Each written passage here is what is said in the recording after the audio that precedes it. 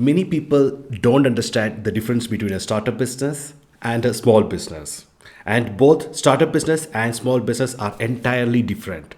During my entrepreneurship journey, I had my fair of bad experience when people tell me, okay, their neighbor or friend started a business and they are making money, but you are doing business for almost 2 to 3 years and you are still telling that you are working on it, you are bettering your product. I don't understand what is it. When I hear these things, I used to get demoralized. I also used to feel that what the heck I'm doing over here, still working on the validation part and things like that. Actually, the fact was that I was working on something big and something that can be impactful, and others were doing a small business. You also would have faced these type of situations.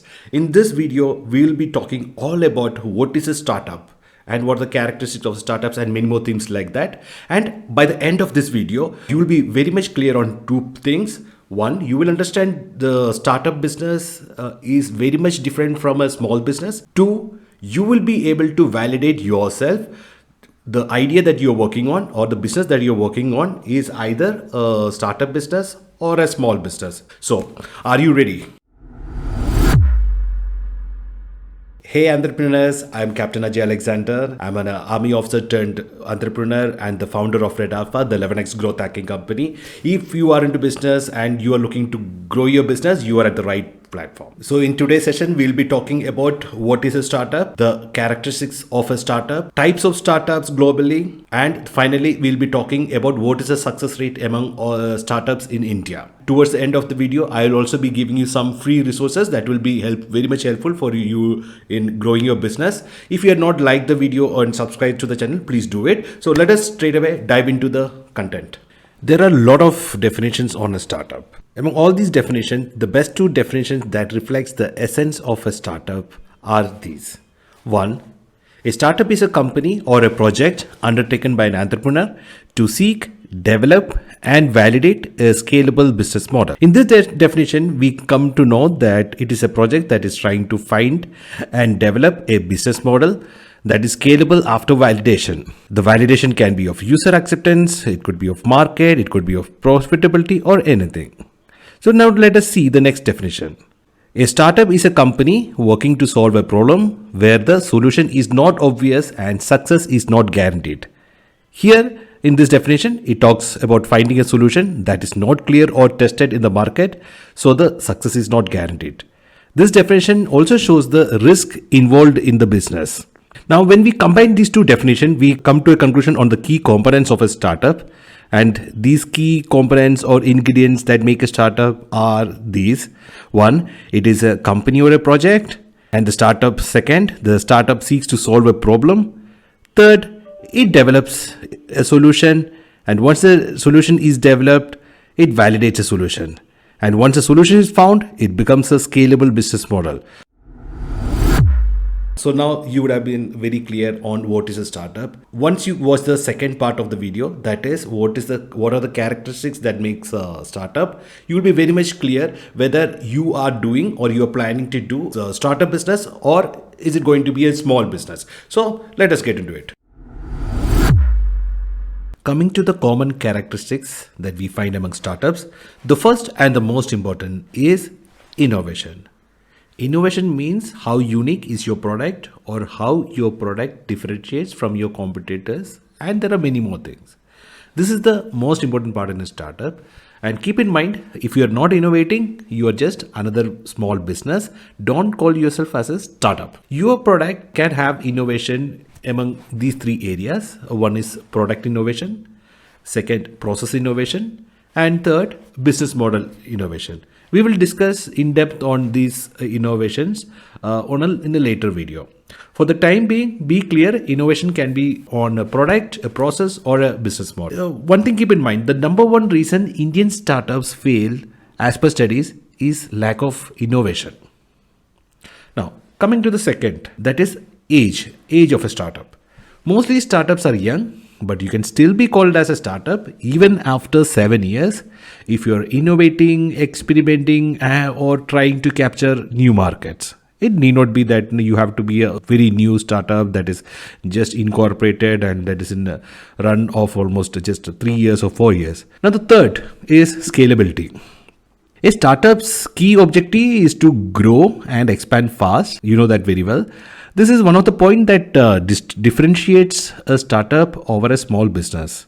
That is scalability. If your business model is not having the feature of a scalability, then again, don't call yourself as a startup. The fourth one is the risk. Since you don't have a profitable business model and you start working on hypothesis and gather data, the risk of failure among startup is very high. The next one, that is the fifth one, is flexibility. A startup has to be very dynamic and ready to adapt to the adversities that will come across during the course of your journey. Due to the need of validation of business ideas, all the startup businesses has to be ready to change almost everything as per the demand of the market or the product or the traction. And again, being flexibility is the advantage of a startup and a curse for an established company or say like an MNC. Now, for an MNC to have a small change, it will take even a year to implement that small change. Small startups, they are very agile and they can be very flexible also. So flexibility is another characteristics of a startup. So these are the 5 characteristics. Once again, 1, it is innovation. 2nd, age. 3rd, scalability. 4th, risk. And the 5th is flexibility. By now, you would be very clear on what is a startup and what are the characteristics of a startup, and you would have got a fair understanding whether your idea or the business that you are doing comes under the category of a startup business or whether it comes under the category of small businesses.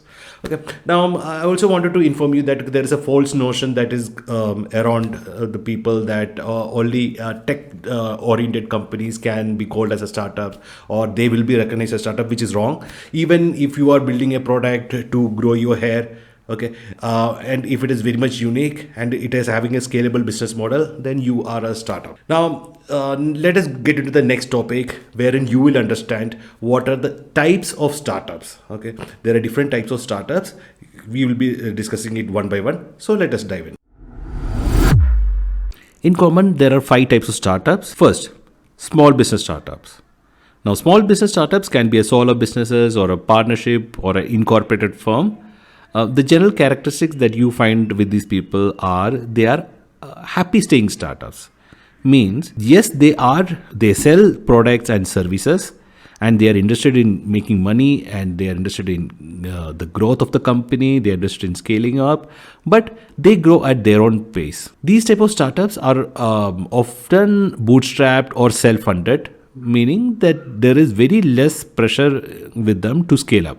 Their growth is directly proportional to the money they make. What money they make, they reinvest in it, and they scale up. The second, viable startup. These are the businesses that you come across in news channels and startup newses, etc. These are the businesses that are built to be bought out by big companies. The concept followed with viable startup is they start with small team. Okay, they validate a business problem. Okay, they create a business model from the scratch, and once their validation in the market is successful, they try to sell it to a bigger player in the industry in return for money. These types of startups are usually associated with software and technology. You would have heard a lot of news like big companies like Amazon or Uber buying small type of startups. So they are actually buying viable startups.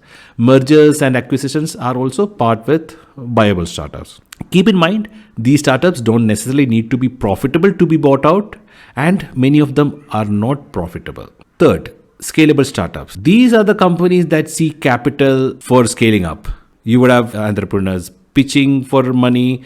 Okay, they are looking for a Series A round, Series B round. Most of the consumer and business applications are examples of scalable startups. Once these startups have a good validated model, then they try to get in more money just to acquire more and more users. And it is going to be easy for them because it is a validated business model. So they are very much aggressive in getting new users.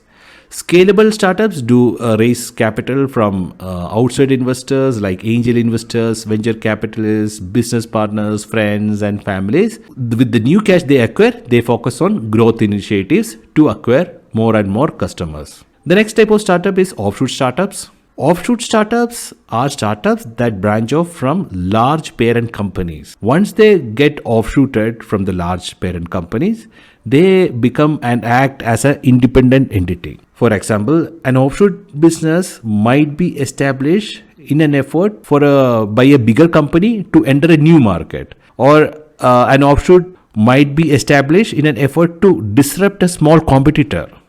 Because these startups act independently of their parent companies, they do have the freedom to do the business with flexibility, and they can also experiment without drawing much attention or scrutiny. The next type of startup is social startups. As the name suggests, these are companies that are built to do something good to the society. Generally, these are non-profits and charitable companies. They scale up for the sake of philanthropy, and they operate similarly to any other startup, but they do the scaling up with the help of grants and donations. Before getting into the final video, that is what is the success rate among startups in India, I do have a small activity for you. Please don't skip the activity. Let us see what is the activity. There is a famous saying, knowledge without action is waste, and an action without knowledge is foolishness. The activities that is being given right now is to trigger your mind for the better understanding on what you have learned till now, and also it will give you a fair understanding on what you are going to do as a startup business owner. So write in the comment box below one example of a scalable startup in India. Second, one example of an offshoot startup in India. Third, what is the industry type of your startup? Fourth, why do you want to build a startup? The first three questions will help you to judge what you have learned from this video. The final one, that is, why do you want to build a startup, is very much critical, because the why dictates your success. If your why is strong enough to lead you, then your success rate is going to be very high. So pause the video now and comment below on the activities. If you're still confused on what type of startups you fall under, pause the video, go back and watch it again. Coming to the final session of the video, that is, what is the success rate among startups? Not only in India, globally, the success rate of startups is just 10%. That means 90% of startups fail within the first 5 years. 10% of startups fail within the first year, 70% of startups fail in 2 to 4 years, and 90% of startups fail in 5 years. The reason why startups fail differs from country to country. Now, as per studies, in India, startups fail due to lack of innovation, whereas in US, startups fail due to lack of demand. So now you would be very clear, the running a startup business is challenging at the same time it's very exciting also. Let me tell you, it is super exciting and super challenging, and everyone cannot become an entrepreneur, because entrepreneurs are someone who are able to create a strong impact in the society, and for that you have to become a different breed all in all. I have created also another video that talks about why startups fail and how you can avoid it. The link to the video is given in the description. Earlier in this video, I told that I will be giving some free resources. Now what I'm giving you is that I am going to recommend you 5 must-read books if you are into startups. Okay, now some of these books that I'm going to recommend is very simple. Please ensure that you read it and understand it properly, because I used to read the same books repeatedly almost every year. This makes my foundation very strong. If your foundation is the base or the foundation is strong with you, there is nothing that can make you fall. So the link to the books is given in the description. So let us catch up in the next video. Thank you and happy growth hacking.